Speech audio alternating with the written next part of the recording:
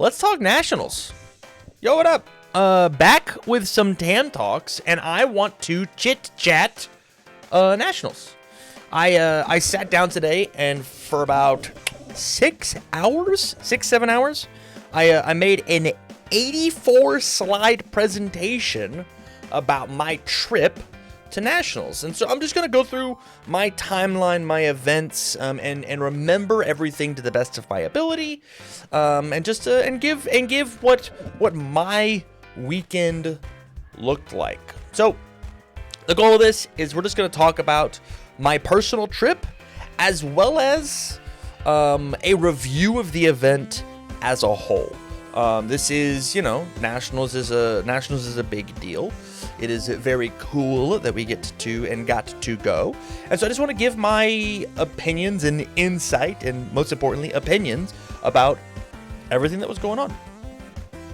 So it all starts Thursday, the last Nationals. Yeah.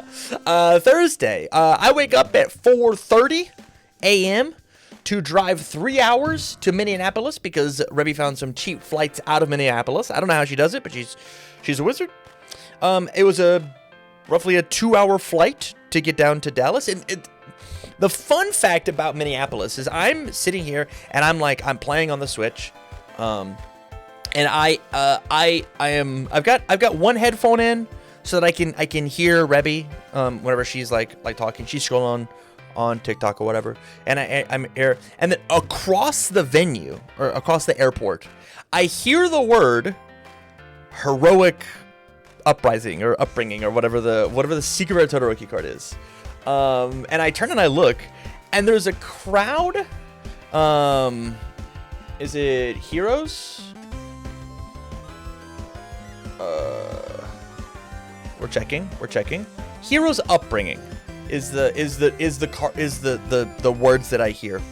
And in the central area, there's about 7 nerds, all standing or sitting nowhere near any seats.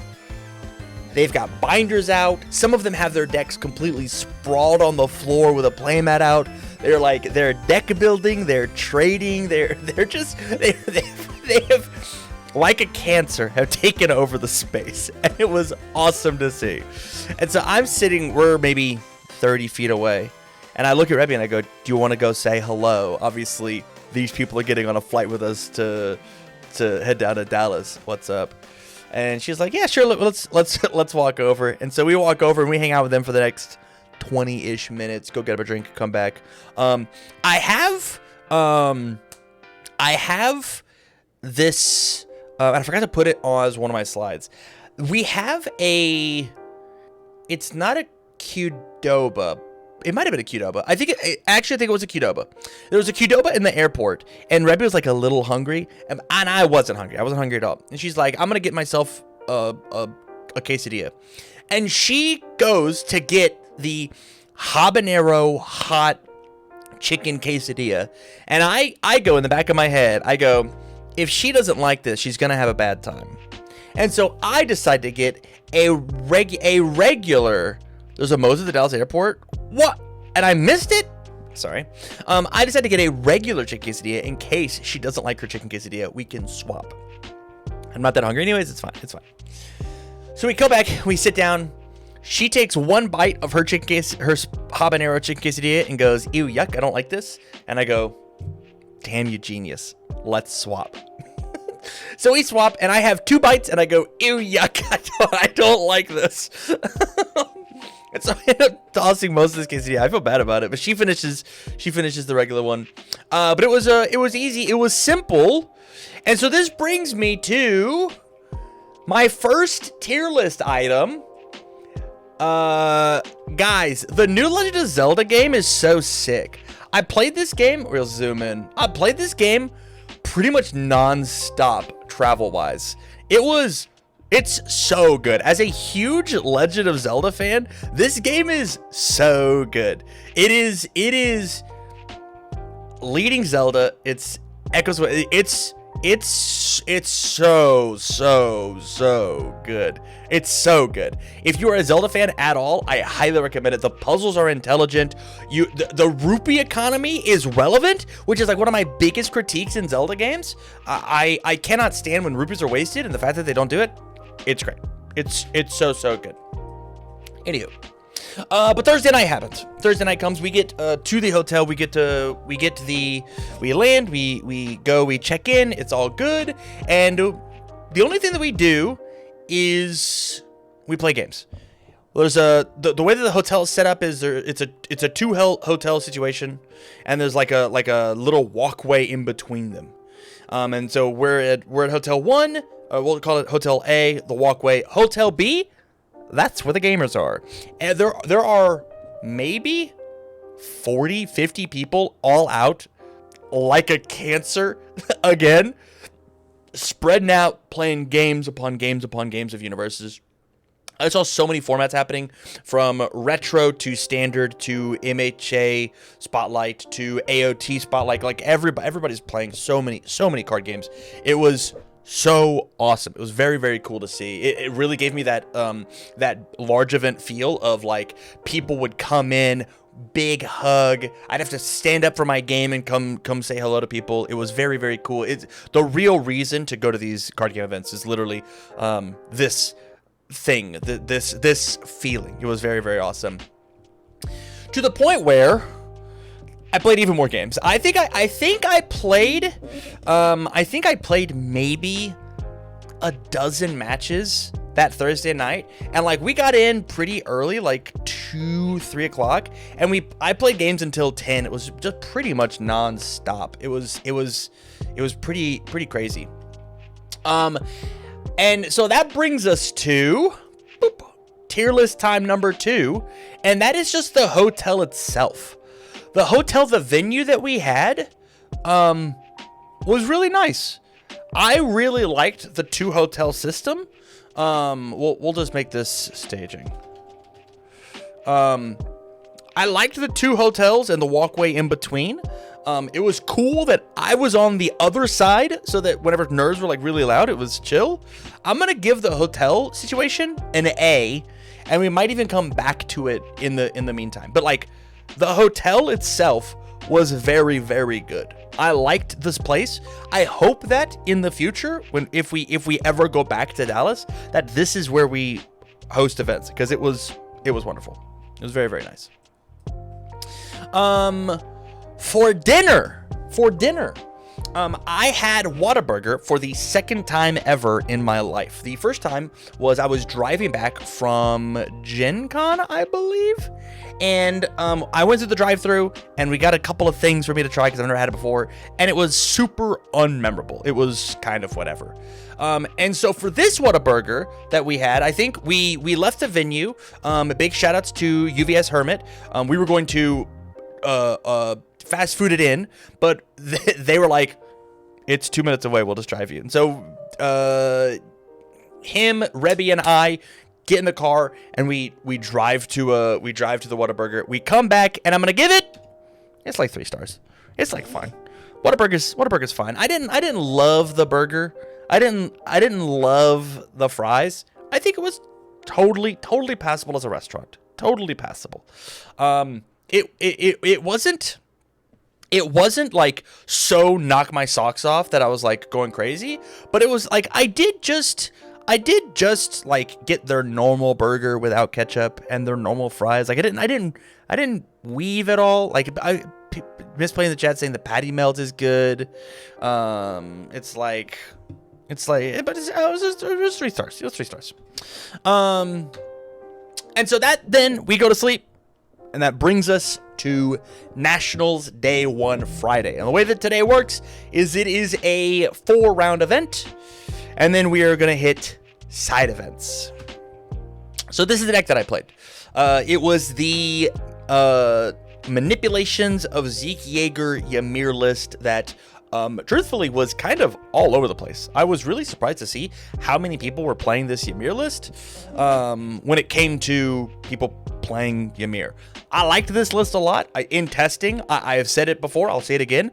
The Manipulations of Zeke Yeager is the most fun UniVersus card in the game right now. I think the idea of this 5 difficulty that like on every attack, you have the potential to pick up more attacks is so sick. It's so sick. But there were a ton of people playing this strategy of the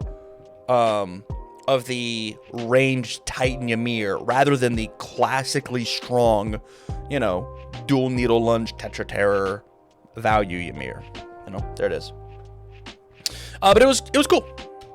So from here, round 1, I play against Zane H on Ghidorah. I believe it was Evil Ghidorah. I truly do not remember. Memory tests. Before we jump into it, I'm very proud of how I did memory-wise throughout this entire presentation. I did a really good job.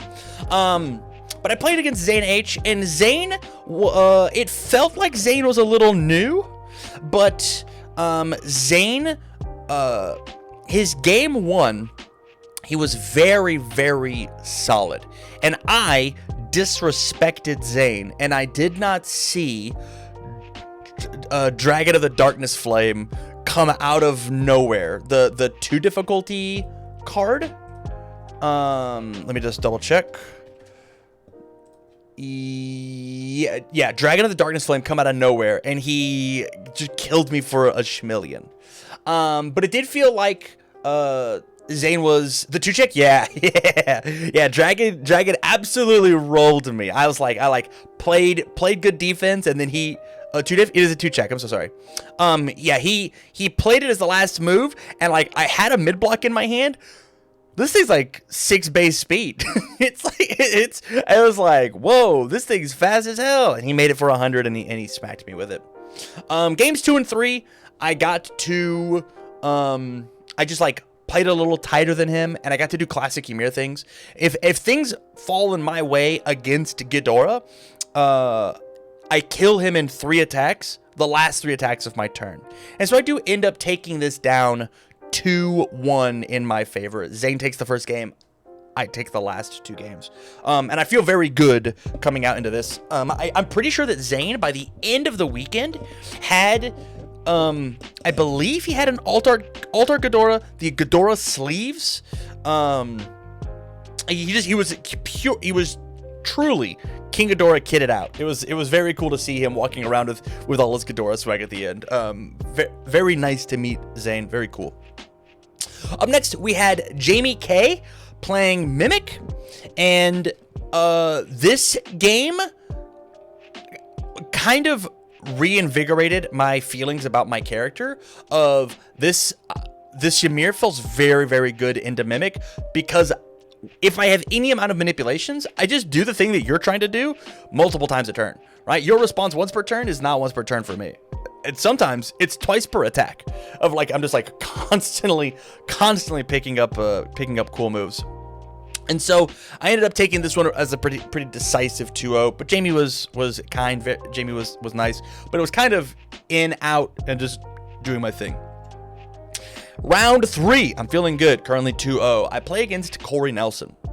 And in all of my practice, Recovery Girl goes very similarly to my Ghidorah matchup of, we're going to sit here, we're going to play this game. I'm going to build faster than you. I might hit you with a couple of pokes, but that's not my prerogative. But I'm going to build up a critical mass. I'm going to cut myself down with the Spirit Gun Finals and the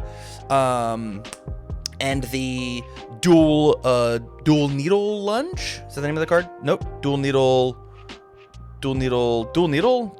Chad, help me out. Dual needle. It's right back here. I'll find it. Dual needle lunge. I got it. I'm so smart. Dual needle lunge. I'll cut myself down to 10, and then on all my moves, I'll hit you for 10, plus 10, plus 10, plus 10, and then I'll eventually kill you. Corey helped me unlock something with a very decisive 2-0 in their favor. In game 2, I played out my turn, and I had sculpted so well and like done everything that, and Corey had sculpted so well that he had 4 copies of recuperation time and 4 ways to gain health on his board, and he was at 17. And I scooped with 7 attacks in my hand. 7. I looked at my 7 attacks in my hand, and I looked and I said, I can't hit you for any damage this turn.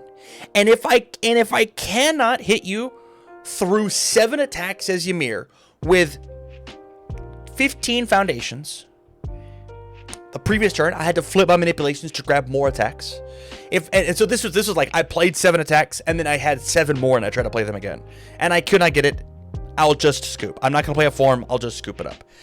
And I was a little salty baby. I immediately packed up my things, I grabbed my bottle and my binky, and I ran straight to Jeremy Ray and I said, I demand that when you get done with this, the next round you go watch Corey Nelson's Recovery Girl deck and tell me what you do against minus 16 damage on every move, gain 4 health on every move. You tell me what you're supposed to do against that and tell me it's fair. And I we walked my entire way home. It was so funny. It was so funny. Yeah, I don't know what you do about it. I don't know. But that's okay. First loss today, not a big deal. My last round of the half day was versus C6 Sawyer playing Godzilla, but not your classic Chaos Good Stuff Godzilla. It was I believe a Chaos Throw Godzilla. They were playing things like Titan's Grasp, a 1-mid for 8 that he gave it a bunch of extra stats to. And luckily for me, I do main board 2 pieces of Throw Hate. I decided to last second take out the resting ups for 2 last second dodges because I thought that throws would be relevant. Hilariously, versus the Throw Godzilla deck, I did not see it a single time. It always got checked, or it was always the bottom card of my deck, but I did end up taking this one as a 2-1 as well, making me feel very solid going into the next day. I felt very, very good. But that's it. Main event is done for Saturday. It's over. It's now side event time. But before we get to that, I want to jump back to the tier list one more time. And I want to talk about the split day structure of Nationals. And this is the idea of, half of the day being top rounds, the next day being the rest of rounds, the last day being top cuts, and not having to cram it all into one day and play a 9-round tournament and then play top cuts the next day. Truthfully, I thought this was dope. This was super, super cool. I think that there's some things that could maybe fix or change, which we'll talk about in a bit. But I did like the split day structure. I thought it was awesome. I enjoyed the fact that we played games and it was not grueling. I felt like I got to play my games at my best for the entire main event. Like I was at my best the whole time, which is very cool. I like that about the split day structure. I did hear some criticisms that Mitch brought up when we were talking about split day, about split day structure is bad for the I'll use this not as a derogatory term, but the Yu-Gi-Oh grinders that take off on a Friday, go play a full round event on a Saturday, play play their top cuts on Sunday, and then drive home because they couldn't miss that extra day of work. And this split day structure does ask you to take an extra day of work off, which I totally get can be an issue. I totally get it. But all in all, I think that this was great. I think you guys in the chat, your suggestion of 5-4, not 4-5, would have been totally chill. But as we continue, we now get to talk about side events. And before side events, Friday, my dinner for Friday was more Whataburger. Rebby, huge fan of Whataburger. She puts 5 stars on this bad boy. This Whataburger, we did not go get out of the drive-thru. We got it delivered. This Whataburger was significantly worse. This Whataburger was way, way worse. It was yucky. It was Not very good. Utter Chaos Whataburger? Yes. Yes. It was not very good. If you go this whole event without going to hard 8, I'll rage. So this Whataburger was not that awesome. It was totally chill. It was totally chill, but I didn't enjoy it. She liked it. It's fine. So side events. And the whole point of side events and the big change that we had from previous events to this event is we had the idea of the prize wall. And the prize wall, the way that it worked is you're given specific amounts of tickets, which I believe that Rebby stole a ticket, so I don't have one here. And the way that it works is you got 4 for entering, I think, and then for every side event that you played in, you get 2, and then when you go 3-0, you get an extra. And these are the prize wall prizes that you could possibly get, right? These were things from UVS Games, and these were things from Rochester, which I think is so cool. Rochester put up a retro uncut sheet, which is so sick. They put up extra packs, they put up playmats, they put up retro booster packs, they put up so much stuff, as well as all the things that UVS Games promised, including the crown jewel, the prize that I wanted to walk away with, which is one of these Critical Role sheets, which was, as we saw back here, 30 whole tickets, which I got 4 for entering, Rebby got 4 for entering. That's 8. We're practically a third of the way there. And so what it means is I do have to grind some side events.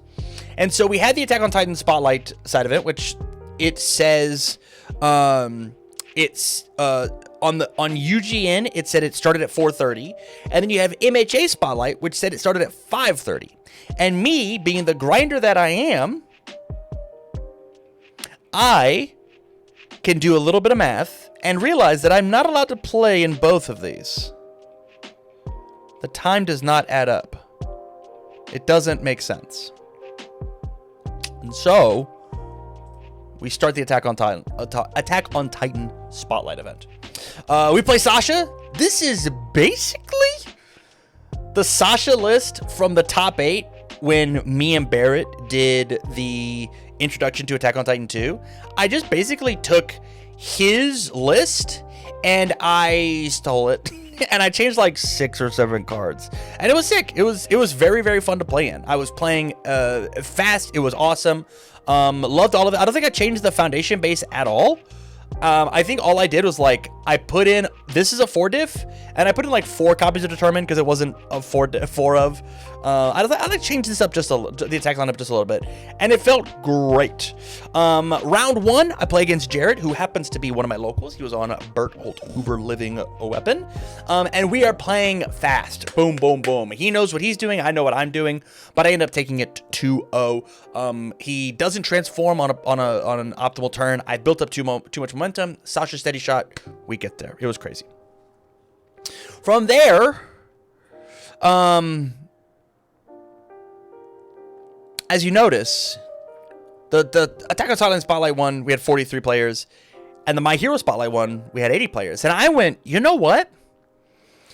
If I'm fast enough in my Attack on Titan Spotlight rounds, because this Sasha list is nuts, I could probably just play in both. And as long as I'm fast enough on one side and in one match and fast enough in the other, I could just play them both at the same time. And so that's what I did. This is the list that I played in the MHA Spotlight event, which you can find me playing, obviously, on my stream. And then you can find, I actually got to be on round 1. I got to be in on the showcase stream with Midoriya on the move, and I picked this Midoriya on the move deck. I made it the night before I left, and I basically just like looked at Texas Smash and Delaware Smash and Heroic Strike and was like, you know what? This is basically just my Midoriya 1 list, but instead of just giving 10 speed, I'm also just giving. Instead of just giving 10 damage, I'm also giving 10 speed as well. I just turn my card sideways, and I just play 1 Phantom Threat, and it's for 100. And I kill you that way. And I gotta say, this was an incredibly fun deck to play the entire weekend. Jace was in chat. He got to play this one versus one of Chris Smith's decks.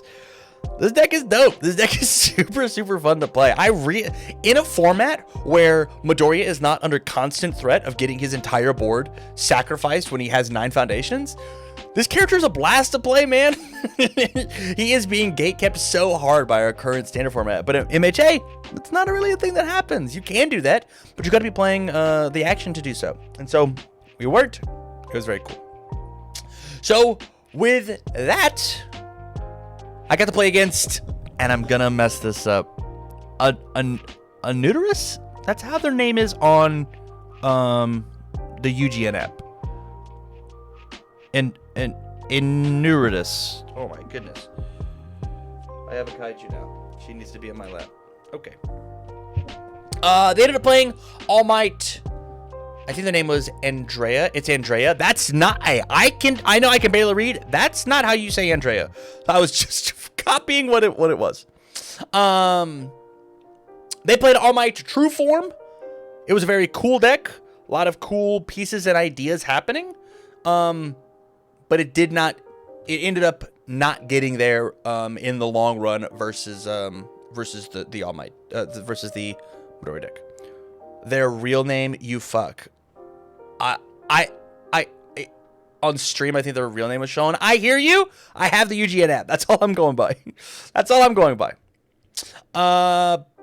Fun game, but my deck just worked a little quicker than theirs, and I think that was the biggest thing. So from here, we jump back to AOT Spotlight, round 2 versus Brent K. And I told Brent, I was like, hey, buddy. The Andrea is silent. It's very funny. I was like, hey, Brent, I'm trying to play in both games. So the way that the tournament's working is they're kind of a little staggered, but I don't know when round 2 of MHA is going to start. And it felt like round 1 of AOT was like a little delayed. What are your thoughts on playing a best of 1? Like, what's your thought? And Brent was like, you know what, man? I also want to go play MHA. Let's do a best of 1. And so Brent was very cool. Got a bye in round 1. Decided to play the 1 game with me. And then drop and go play in the MHA Spotlight deck after I got the match very quickly, very handedly. And we moved on. And it was very cool of him to let me do a best of 1 so we can go jump into the next one for MHA. But sadly, that is not what was needed. Because of the fact that the spotlight for MHA or the spotlight for Attack on Titan, it didn't actually line up for exactly like 4:30 to 5:30. It's like one of them started like awkwardly afterwards. I actually ended up playing my AOT round 3 deck before we get to anything else. And I played versus Eddie K, who hilariously, they were on the plane ride to come with us. They were one of the I almost said the cancerous nerds, but that's you know what I mean. They were one of the people who were with the party that we hung out with in the airport. And they played Hanji Zoe. And I knew that Hanji had gotten a pretty substantial upgrade from AOT 1 to AOT 2. AOT 1, they're pretty lackluster. You could say bottom half of the leaderboard. In Spotlight, guys, I think Hanji 1 might be better than Hanji 2 because Eddie absolutely mollywopped me, and it wasn't close. And I will say that I think the absolute secret of their success was they were playing Manipulations of Zekiaga. They built it, and they hit off of it, and it was nuts because they got to pick up backups with it. And my Ymir deck did not get to pick up backups with that card, and it was crazy. They beat me pretty handily game 1. Game 2, I could take it to a slog. I could maybe climb my way back into a game 2, but then MHA round 2 started. And so I was like, you know what, Eddie? It is not worth the fight that I think I'm going to lose in this round to get my 1 bonus ticket. I will concede here so that I may go play MHA Spotlight And so I dropped from this tournament at this point. Obviously, it's round 3. It dropped is a little dramatic, but we're out. We don't get the bonus. We don't get the bonus dream. Sorry, I've got a cat in my lap. Huge shout outs to Eddie. I asked for their list afterwards. The next time that I have to play in a Spotlight event, I'm just stealing this list card for card. It was so cool to watch this deck in action. I'm very, very happy I played against it. So from here, I played against Kirishima 1. Remember, we're back on Midoriya on the move. Brian R's list, I believe he was under the Earth symbol? Yes, I believe it was the Earth symbol. And Brian was incredible at playing some rock solid defense. He was very, very good at staving off pokes and basic attacks. Vanilla, thank you for the follow. Incredible defense. Brian knew what was up. And my deck was deciding not to show up. I was getting slightly awkward hands. 29 through I'm going to lift this card back to my hand, and the +2 and -2 damage was just wonky enough to mess me up. And we were getting very, very unlucky on the block zones that Brian had. Everything was just coming up roses. And then we get into game 3. And I miscount my damage because I am a coward. And I turn all of my cards sideways for this one big, massive move that was going to deal 28. If I committed my last 2 foundations, I could have made it for the 31 and given it the flash and like done the thing. But if I check a 3 on this move, I turned on my foundation sideways and I failed my turn. With that said, afterwards, he was playing Hulking Grimace Kirishima and I was on the backside. And so Brian ends up taking it in round 2, 2-1. And so from here, we dropped. Dream's over. No bonus tickets for Tam. But there is a hope in the light. Because unbeknownst to the UniVersus community, I put in a ringer. And I told my absolutely wonderful girlfriend that MHA Spotlight was happening. And that she was allowed to play Ochako too. And she played the quickest 2-0 games that the world has ever seen on this Ochako list. She was just slamming them. She was just killing everybody on turn 2. And so, luckily for me, and my goal and my hope to get my uncut sheet, Rebby ended up going 3-0 in that event, which was very, very cool. So from here, I do want to talk tier lists, or side events, excuse me. I do want to talk side events. I think that she blittered me on stream. That was my life, dude. I want to talk side events. I think that the side events for this event were B+ if I had it. I think that if you have these large tentpole events, such as if we take and we go back to today for this Saturday event, we've got Attack on Titan Spotlight and MHA Spotlight. I think that you should be allowed and play in both of them. You should just be allowed to play in both of them. There should not be oh, I messed up on one of these, I have to drop, or I have to juggle both of these events like I was doing. For the Temple Spotlight events that you're trying to have at your event, you should just be able to play in them.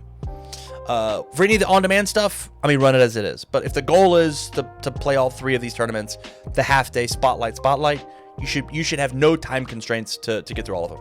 I do realize that is a little tougher when it comes to like running the event very quickly, but I think that it should just be the standard. That's how I feel. All in all, though, I think the side events at the event were ran very smoothly. I outside of the small hiccup of like the AOT Spotlight and the MHA Spotlight like not actually running on time to allow me to do the double play idea, it was pretty good. I think the big thing is that they didn't there was something a little off about that day, but I think they fixed it on Saturday, right? Saturday, because we're still on Friday. But anywho, what has happened? I do this, and I do this. Hey. But anywho, we are now in to Nationals Day 2. We're back to the main events. We've got rounds 5 through 9.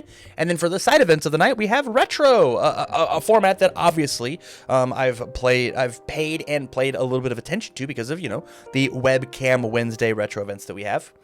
And so I walk down to the venue.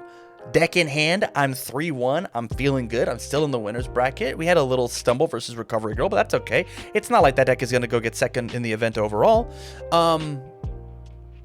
We are good. It won't happen again. And I showed up, but it really feels like Ymir didn't.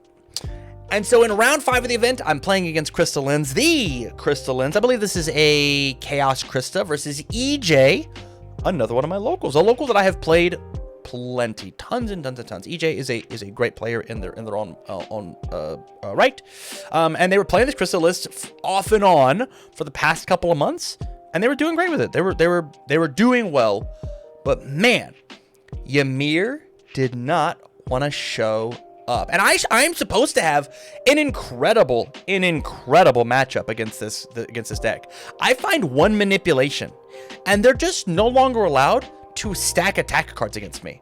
They just can't do it because I will wait to manipulation and then pick one up. They just can't. They aren't allowed to stack against me, or they give me a 5 check or a 4 check, right? They give me a proper block. EJ wipes the floor with me.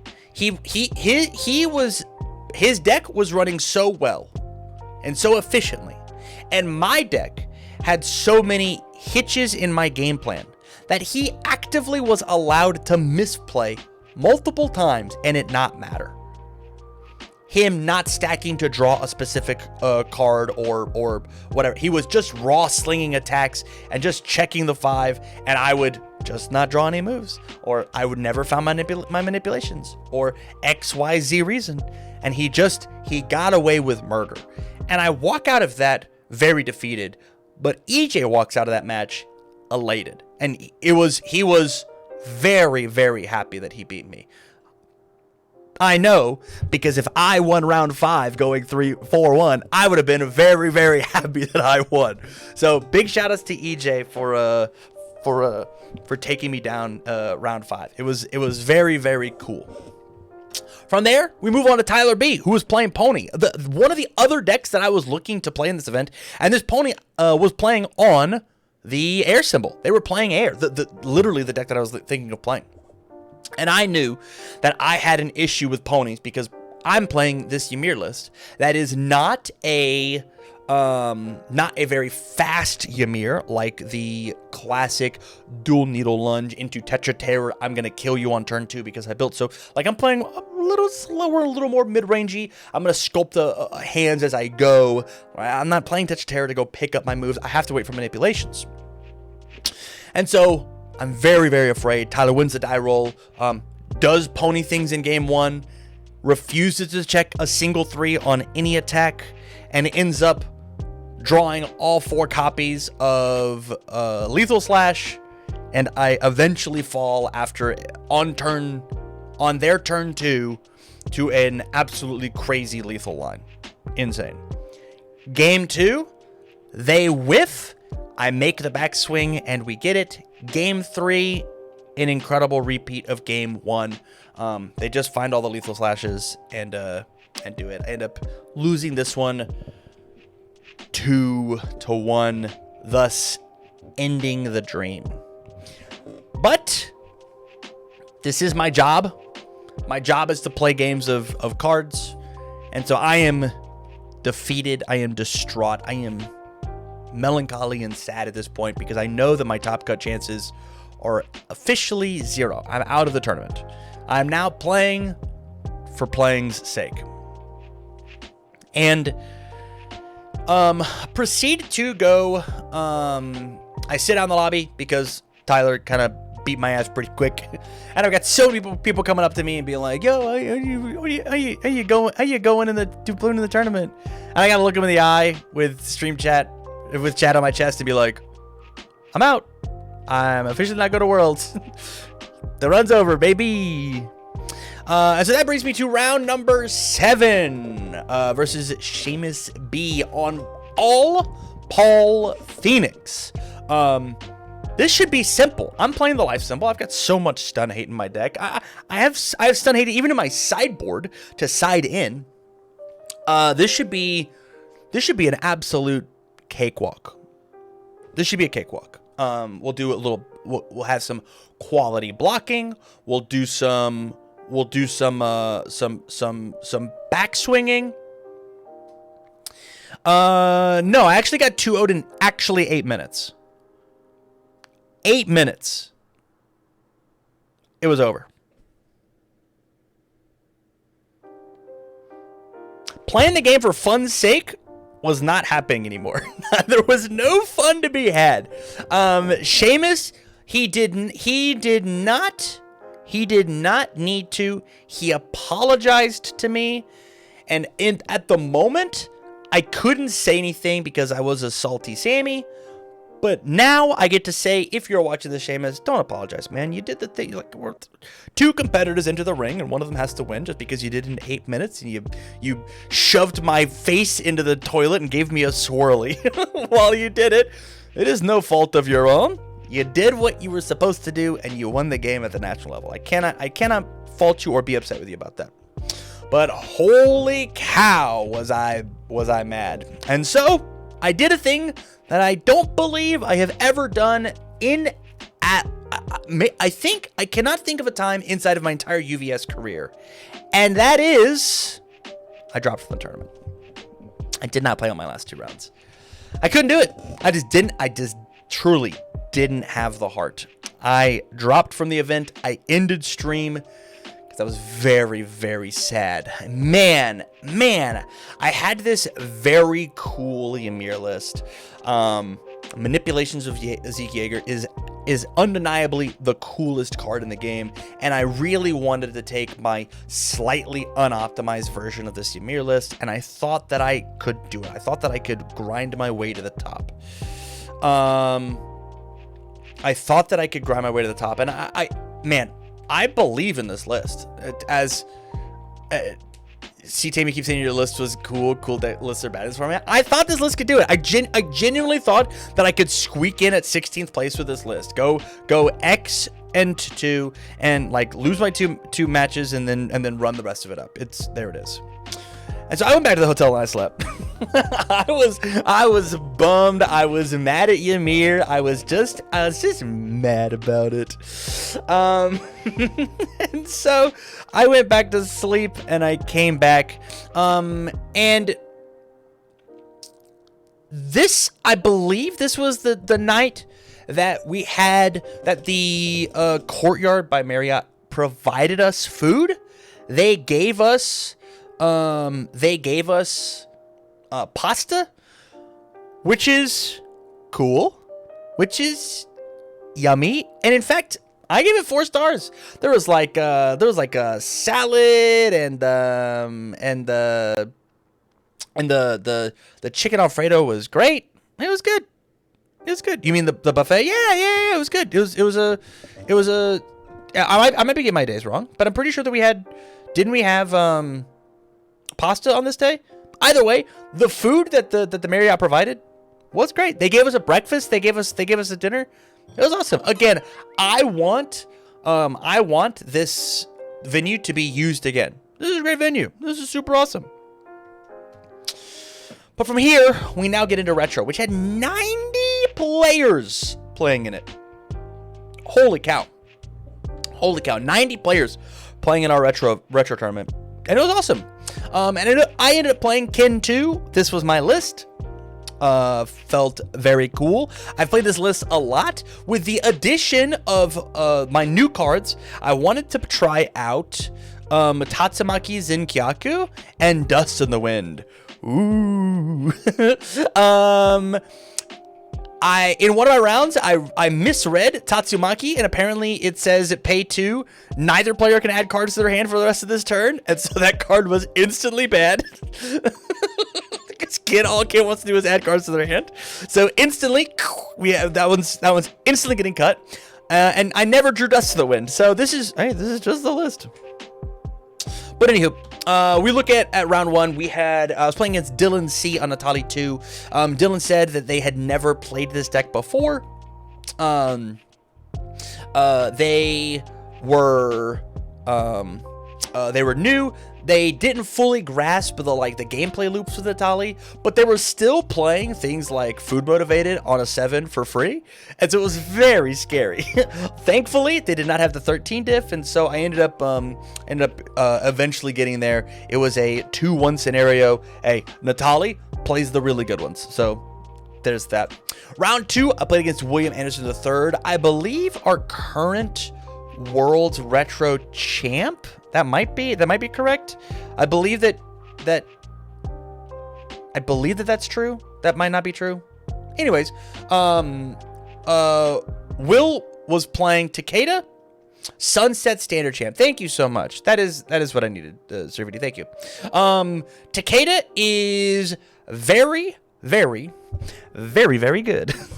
And this character was kind of firing on all cylinders, but I was firing back in a way that he was not used to, in the form of 4 Evoke and double Tagoro Brothers. And because of that, I ended up taking this down 2-0. Will's deck put up a real fight, but the fact that I'm allowed to tell him that he's not allowed to do things with things like Profane Sanctuary to mill the top cards, a couple cards of the deck.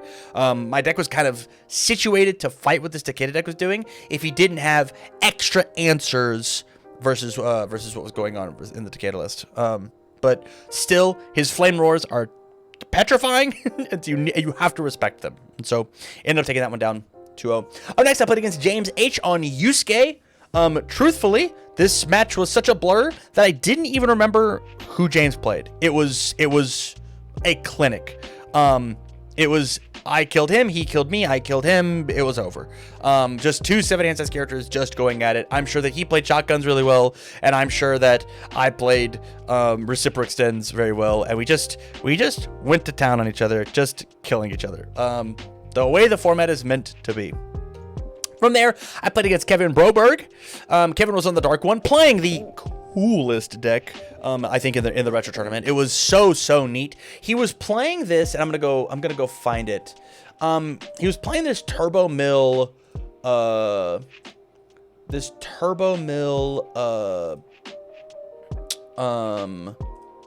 Dark One deck. And what is the evil attack of power, if I could ask? Does anybody know the evil attack of power? I don't even know what set it would be in. I think it's something corruption, right? Curse of Corruption. Here it is. Let's look this card up. This card is a 5 difficulty 1-check, which his character wants to play with a bunch of 1-checks. It says, response, discard this from your hand after a player makes a control check to play an attack. Give that check +2 or -2. If the control check fails, it does not end the combat phase. So this card was like his get out of jail free card. But in addition to that, it also says combo enhance. If you have 5 or fewer cards in your deck, this deck gains 5 damage and is unblockable. I got hit for the first time ever in my career with the Curse of Corruption +5 damage unblockable. And I looked at my stage and I looked at my hand and I had a low block.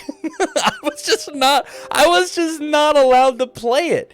It was so cool. It was so sick. It was so sick. But yeah, ended up taking it down to reciprocal acceleration is a hell of a drug. And also, Kevin checked 5 ones in a row. 5 of them. It was so sick. It was so polite for the Dark One to just check absolutely abysmally against me. It was very, very cool. And then lastly, I played against Calvin H on this Devil Jin list. Devil Jin is a character that in standard hits like an absolute truck. You have to respect what this character is doing, and 35 is so much health. It's so much health, but Ken can truck through it. He can absolutely find 35. But Devil Jin finds 21 way faster. And so Calvin ends up taking it round 5, ends up going the 5-0. I go 4-1, and we drop from the event. Rough. All in all, had a blast during retro. I had just a ton of fun during the retro format. It was very enjoyable to play because Ken decided to show up to the tournament, whereas Ymir did not. So from here, we move on to Sunday. I'm out of top cuts. There's no top cuts for me. And so I, before the tournament started, I was like, you know what? Just in case I don't make top cuts, I'm gonna put out a couple feelers for people who would possibly need a team. And so I reached out to Tim Keefe, and I reached out to Mitchell Chimino, and I was like, yo, you guys trying to be on a team or what up? And they're both like, hell yeah, if we're not in top cuts. And I was like, hell yeah. Well, Mitchell ends up top cutting. And so what I do is I go to somebody else. That's right. I have Tim Keefe and Kevin Broberg on my team. And then there's me. It's me. Just this little guy is what I would want you to say if we weren't playing with 3 equally prestigious 2024 regional winners.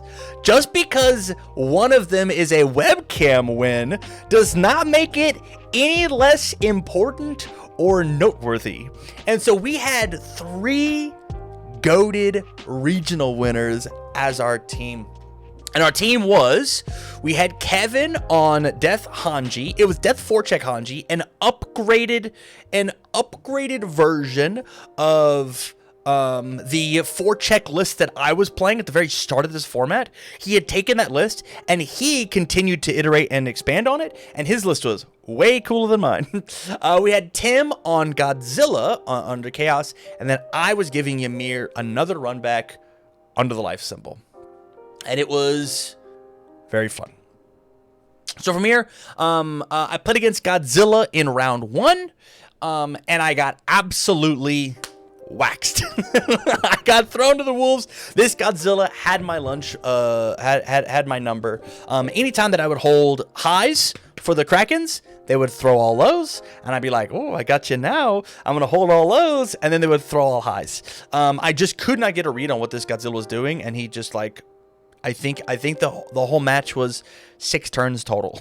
like it was just a massacre on my end. And so after this, I did what I thought that I was supposed to do yesterday, and that was I actually just re-sleeved my whole deck. I was hoping that it was just bad juju. I had to take and unsleeve everything and put them back in and be like, sorry, Tim and Kevin, you got me, but we're gonna get it back. And I want to say, and this is where memory gets a little hazy for me, because I'm not 100% positive what the rest of the boys were playing, but I do know that anytime that we saw a recovery girl, we absolutely positively threw it. Kevin at it, and we got to lock the recovery girl in Kevin jail, and it was so awesome. It was so sick to watch this Hanji just absolutely obliterate these recovery girls. It was so dope. And then Tim obviously did Tim things, and we had me. Round 2, I think it was a mimic. I think this is a round that I was late to. And I believe what happened was there was a mimic and there was a Burt too. And I had a rough round 1. And so I just threw Kevin. Tim got to play against Rodan. I believe it was an all Rodan. And it was me and Kevin to decide what the next round matchup was. And I looked at Burt and I said, I don't want that. That one I don't want. That one's not me. And so I got to fight against Mimic. I got to beat the Mimic. And then I played Burt, won that round. Palindrome, did play Burt 1 that round. Yes. It was Burt 1. They refused to flip. I was on Burt and Brody was on Rodan. Yes. Thank you so much, Palindrome. It was Burt 1. This graphic is a lie. I genuinely could not remember. I was asking both Tim and Kevin. I was like, I know who you fought. Who did I fight? Because I just couldn't remember. But this graphic is wrong. This is now Burt 1. But it was good. He just refused to transform to like ruin me at all, and I just got to outvalue him and it's like do partial blocks, which is perfect for my character, and like do the thing. And now that you said Burt 1, I remember the match very vividly. It was very. Thank you so much. This is why we do these live. Round 3, I ended up playing against Ghidorah, and this Ghidorah, they were incredibly nice, but they did not know what manipulations of Zeke Yeager did. And so I just got to outvalue them and do the same game plan that I did versus Ghidorah in round 1, but I got to do it here, and I took them to jail with me. I think I ended that game with 25 foundations. Felt great. Felt very, very good. I was, again, we changed the sleeves, and the Juju was gone. We got the win versus the Burt. We got the win versus Ghidorah, and now on to Midoriya on the move, which this list was given to me, and I was expecting it was an air on the move deck, so it still has that Phantom Threat OTK potential, but this is certainly much more of like a mid-rangey. I do want to put +3 or -3 speed on some stuff, and I'm only going to transform whenever it's time to really go in. And so when we took and we played is actually against constantly in the stream Black Ace Solo. I love playing against this guy. He's so smart, he's so kind, and he did something that I never get to see Midoriya's do, which is he committed everything on his board to give +X, and then he formed on the backside of Midoriya to flip himself over to commit his last foundation to give 3 extra speed, and it was so sick. Sadly, my life deck is all about speed manipulation, and so if you weren't just throwing it on the flash, I'm just going to tank the speed down and make the block happen. But the games that we played were so incredibly close. I'm pretty sure that I ended up taking it 2-1, and it was really, really scary because like he drew into like this potent deadlock ability of Mikasa's knee smash, and like if he would have he could have played something in like a slightly different order. Like we were going back and forth of like the if then situations of like if he played this and then this and then this, he might have could have got me because of like decisions that I had to make along the way. But it was a very, very, very close game. From there, I played against Bertolt Hoover Living Weapon and end up losing this one 2-1, and the one that I end up killing him on the front side turn 2 because he disrespected the thing that my character could do that his character can't do, which is I would give the +2 damage, and he turned Burt sideways in order to get a strong build to come back at me, and I just found 31. I was just like, I've got to find it all through Attack Titans, or Team of the Attack Titans. And then in game 3, he ends up transforming. I make a bit of a comeback, and I think I survive 1 turn, and then I survived 1 turn, and then I like don't quite find the gas in order to get there. I think I'm like 1 teaming off, and then he ends up just like, I mean, you don't miss with Burt twice, right? So like he just finishes his food, and so like there's my second loss in the tournament. First to the Godzilla, now to Burt. This is known. It's what happens. And then my last one, I play against Jun. I believe their name was Vanilla. I think that they actually just followed just now. This Jun list, I got to sit and watch her play versus Rebby inside of the actual main event.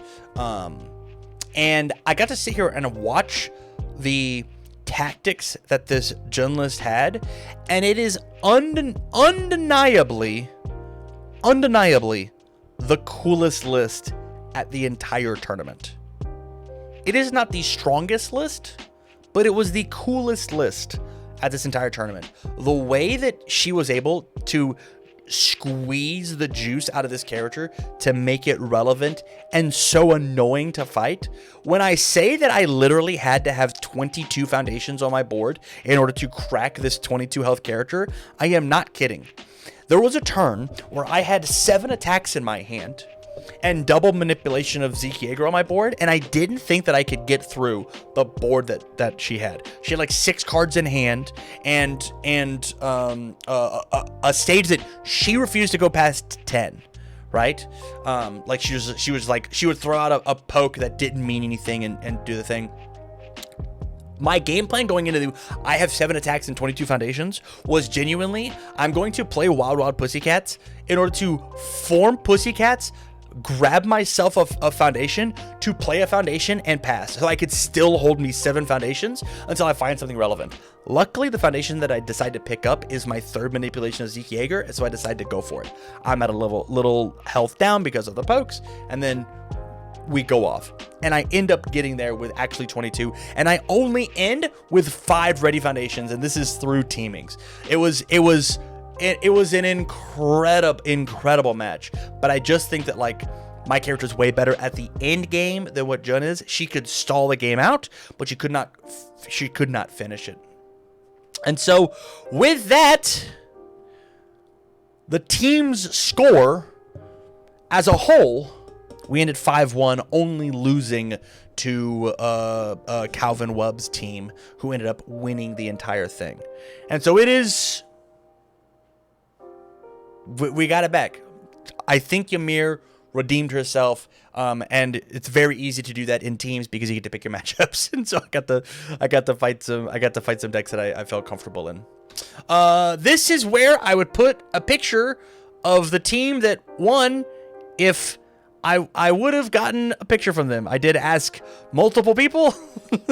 Nobody gave it to me. So I guess later, Tam, maybe you could enter this if maybe we get a picture. But here's the team. Hey, claps in chat for the team. They look so good here. Hey, they look so good. They're so handsome. What a couple handsome boys. Yay. Yay. Yeah, next time change your sleeves before the main event. So my thing is I like katanas, and my store was out of the color of the katanas that I like, and so I had to pick up this like forest green, but I like katanas. And so at the venue I bought some dragon shields, which I like less. And so it was like it was the duality of man, right? Of like, I like how katanas shuffle and feel and whatever, but it wasn't the right fit. And I played with them for just, I guess, a little too long. That's John's for sure. That is no bearing on the actual results. From there, food review time. My beautiful, amazing girlfriend saw that somebody had a Portillo's cup walking around, and she goes, "There's a Portillo's here." And we didn't get to have Portillo's at the last event that we went to in Kansas, and so I absolutely ordered some Portillo's. And this Portillo's was a 6 out of 10 and a 6 out of 5. And the only reason it wasn't a 7 out of 5 is because I didn't get to actually go to the restaurant itself. We had to order it in. And so the food was only subpar. But even subpar Portillo's was the best meal that I had at the entire weekend. If I ever move close to a Portillo's, I will be 400 pounds and die. I'm just letting everybody know. I will eat hot dogs for 5 meals a day. It's going to be terrible for me. I love Portillo's. Portillo's, if you're looking to sponsor any card game players, I would absolutely love to shill your hot dogs just as much as I possibly could. Tier list time.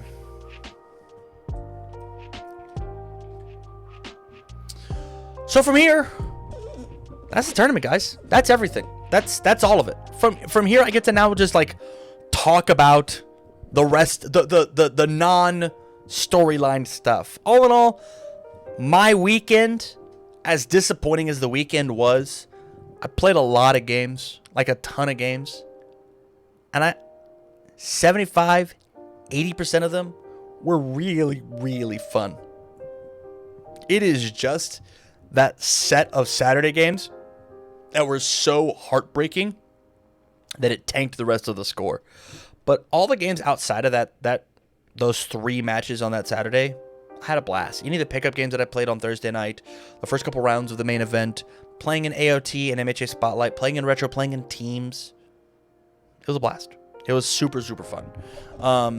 But this does mean that I do want to talk about the rest of the things that I have here. And maybe after the video, Chad, if you can think of other categories that I could toss onto my tier list, I would love to.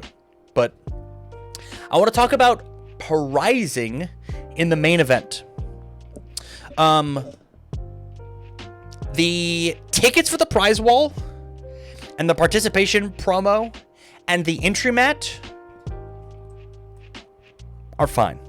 I think this would be way cooler, way harder if the promo that we got, the singleton promo that we got, was not a singular card, but like 3 cards that say participation.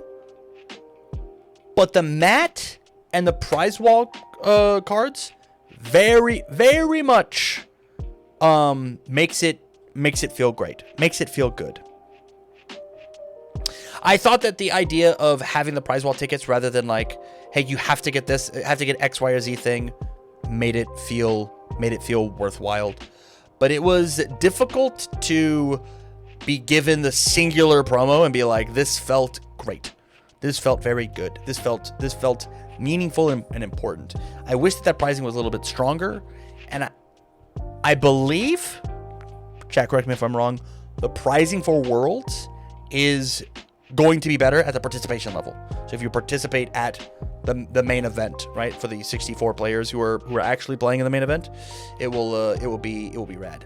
I don't know what the LCQ pricing will look like, but it will be pretty rough. From here, I want to talk about the prize wall itself.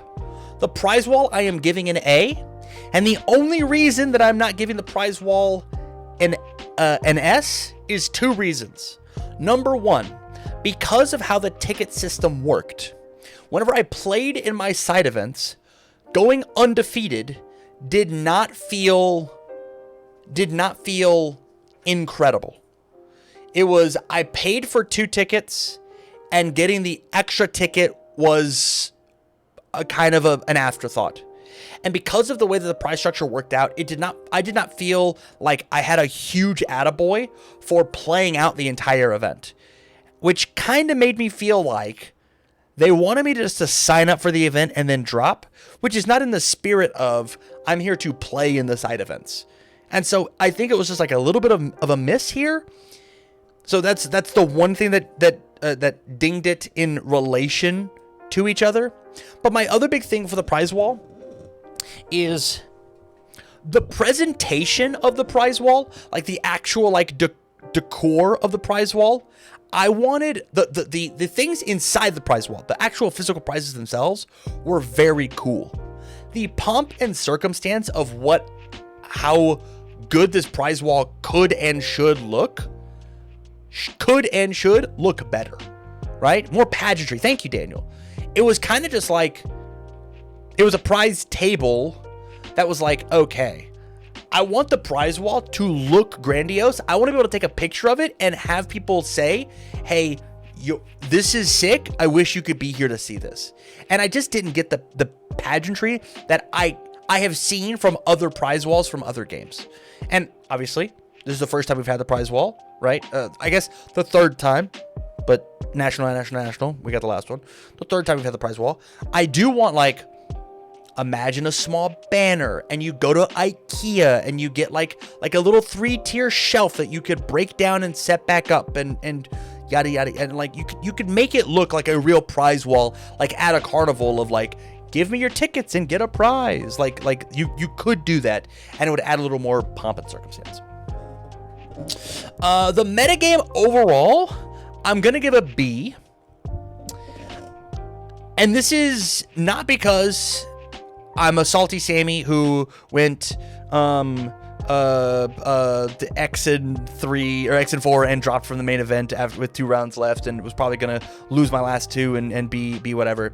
But genuinely, the metagame feels so hard if you're a deck that wants to have foundations versus the main 3, and the term that was given to me, and I really like, of the bouncers of the meta, of Mimic, Burt, Godzilla, of if your board is relevant and matters, then it is very tough to play a character like that.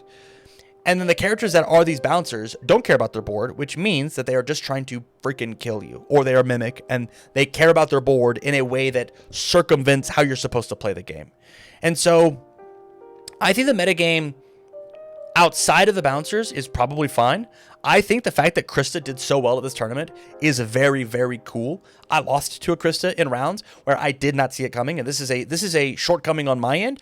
I did not have Krista even getting into top cuts at all on my bingo board, but we had Travis Swiss and win with Krista. I got my ass beat by a Krista deck. It was very cool to see this character come out of, from my perception, nowhere and do very, very well at the tournament, which says that like and so it was very cool to see that happen, which is why the metagame is not lower. We also had some weird things with like Bert was on fire, not on death in top cuts. We had a Mirko. We had a edge shot. We had these like wonky kitchen table characters, right? The characters not on the bingo card that ended up performing well enough, whether it be the bracket that they were in or the pilot or so on and so forth, that like the metagame is not so abysmal that it is genuinely unplayable. But man, if you run into those bouncers and your deck is not adequately equipped for it, it is kind of annoying. It can be tough. It can be tough. And then my last one is the overall grade of the event. And this is probably where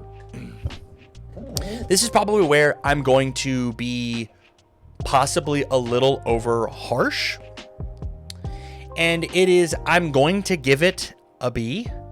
And it is a borderline B into C. And here's why. I'm going to leave it in B because of this reason. My positive of the event is I think the event was ran very well by Rochester. I think Sean, with the help of Jacob and the rest of the judge staff, they did a good job. I think that the stream missed day one, but it was fine.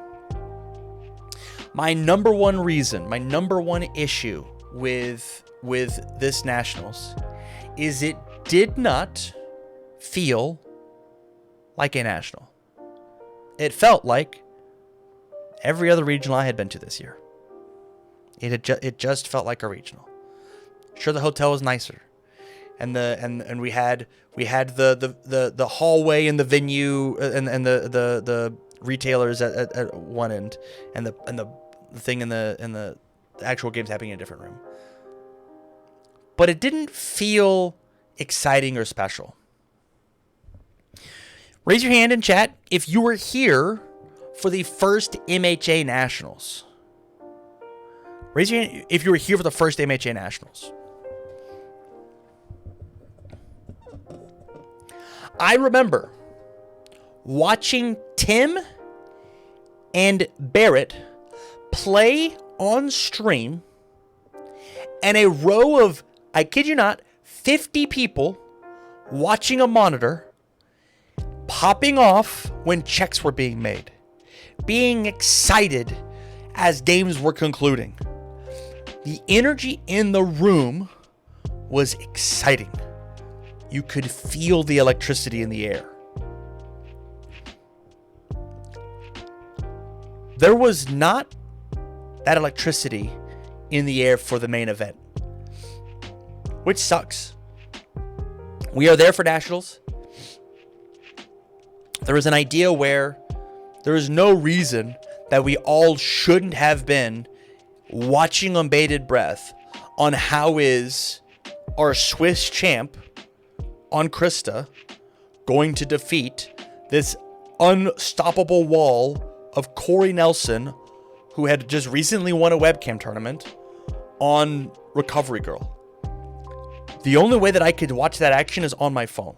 The only way that I could be a part of the main event anymore is on my phone or to watch with binoculars from far away. I did not feel how excited we could have been inside of the room. And what I want out of a Nationals, what I want out of a regional, is for it just to feel like it matters a little more. Just a little more. I think I sent this message to Paul the owner of UVS Games, because he asked me my opinion. And this is where I got to like come up with it. I think that this event was fine. But this event, again, it did not feel like a Nationals. It felt like every other region that we were playing in. It's kind of a catch-22 because you want people playing inside events. I'll comment on you and then I'll get back to my point. I want people playing inside events if they want to play inside events. If I want to pay attention to the main event, I should be allowed to pay attention to the main event, and you should provide me a way to pay attention to the main event and give these players, our national champion, a pomp and circumstance. Let me cheer for them, right?